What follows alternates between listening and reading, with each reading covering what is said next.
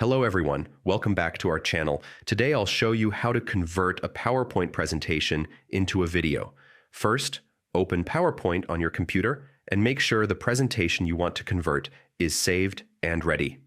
Open the file to ensure it's the correct one. Next, go to the File tab in the top left corner of your screen. From the menu, click on Export. This is where you can turn your slides into a video format. Now click on Create a Video.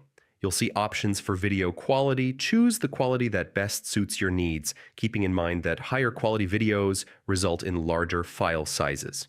If you've recorded narrations or set specific timings for your slides, make sure the drop-down menu for Use Recorded Timings and Narration is selected.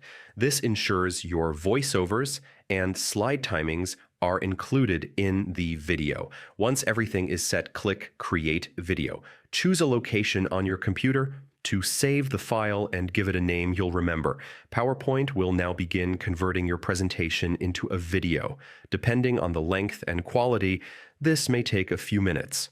Once completed, you'll have a polished video ready to share for meetings, classes, or any other occasion. Thanks for watching. Don't forget to like, subscribe, and try this out for your next presentation.